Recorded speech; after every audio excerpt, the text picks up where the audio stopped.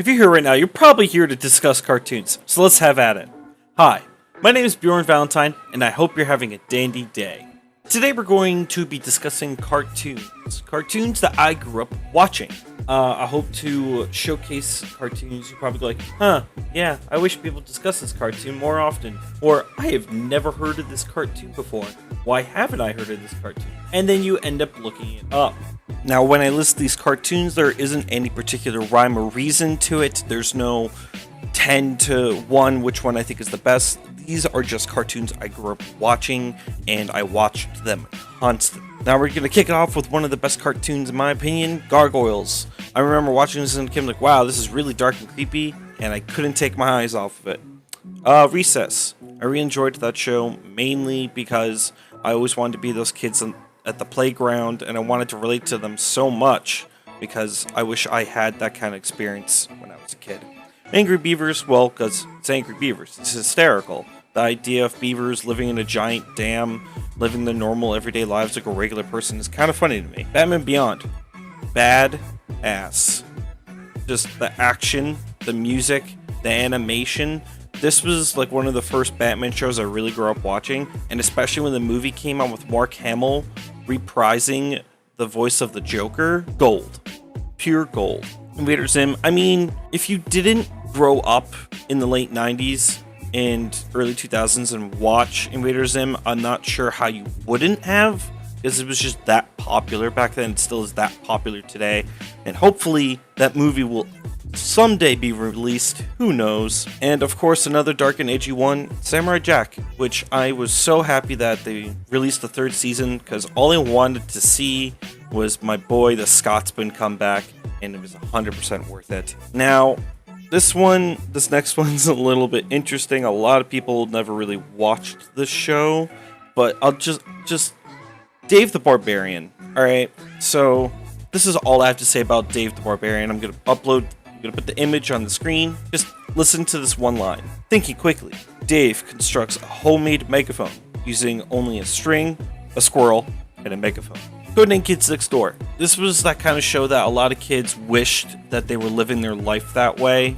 It was very interesting. The way that they ended it was that you're kind of hoping that they were going to continue on to the story of what was going on with number one, but they didn't. Go figure. This next one a lot of people haven't heard of before, and I grew up watching it, and it was very weird, and you'll understand once you hear who produced the show. So, Freakazoid. A lot of people haven't heard of it. It's about a man who has the power of electricity and a bunch of other powers, and he has blue skin. He's really ridiculous looking. It was produced by Steven Spielberg. A lot of people don't know that, but once you know that, it explains why it's such a weird show. Chalk Zone. The imagination in that show really made me want to draw and express my mind in so many different mediums. Hence why I loved it so much. Star Wars The Clone Wars. Not the 3D animated version, the 2D animation one. A lot of people always think of the 3D animation one, but the 2D one was the best. Mainly because of the one scene, Mace Windu literally fights an entire army of droids by himself with his bare fists. He's just punching droids and making them explode. It's insane. Teen Titans, the originals. The original one. You know, that really good one that left it on a cliffhanger for no reason. They just stopped making the show. Yeah, that one. Now, this one a lot of people haven't heard of before, but I'm a huge fan of it. Megas XLR. It takes place in New Jersey. Well, I am from New Jersey. So, besides that, it's about a dude who finds a giant robot in a junkyard, and he makes it working again, but he attaches his car as the head of the robot. It's insane. The intro music is phenomenal. Monsters Home for Imaginary Friends. Great cartoon. I still find myself randomly watching episodes every now and then, mainly for Eduardo. Eduardo was my favorite character out of all of them. He's such a fun and loving character, but the movie that they made for Wilt and his backstory is so good, and it was really hard to sit through at times because it just plucks your heartstrings. I highly recommend you watch the show up to that point. A lot of people probably will agree the show is very good.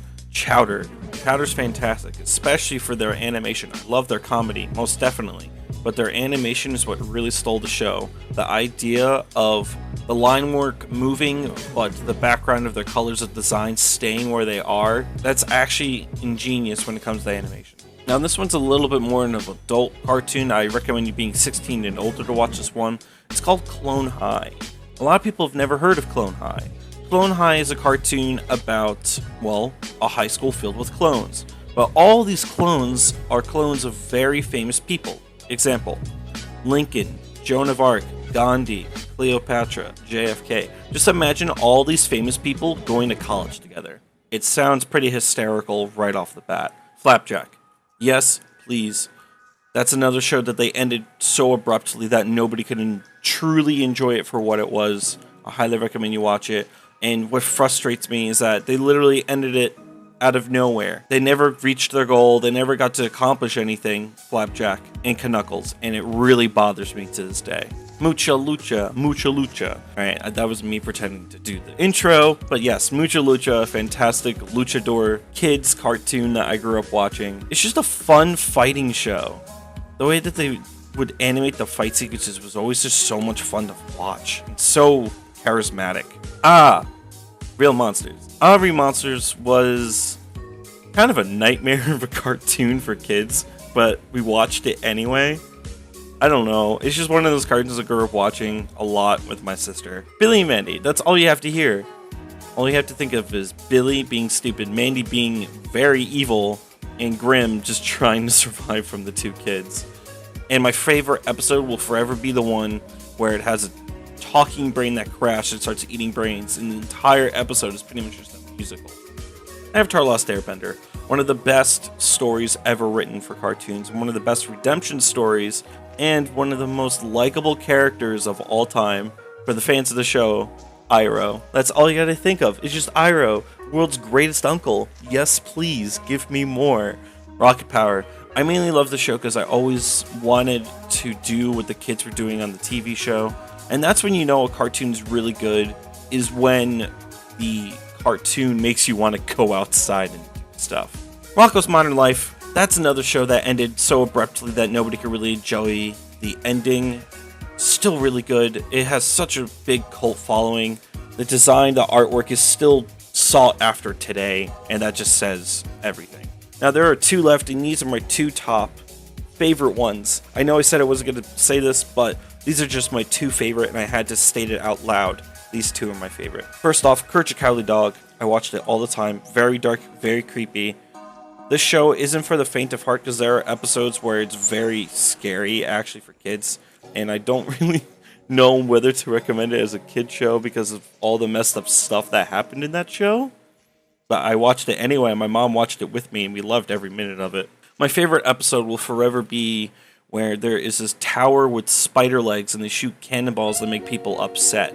And for some reason, the music is just, from that episode, is just implanted in my brain, and I'll never forget it. It was such a good episode. And my favorite cartoon of all time is Ed, Edd and Eddy. It was one of those cartoons that I deeply just enjoyed as a kid, and I always wanted to live in that cul-de-sac and experience all that for myself, because I didn't grow up with a whole lot of friends.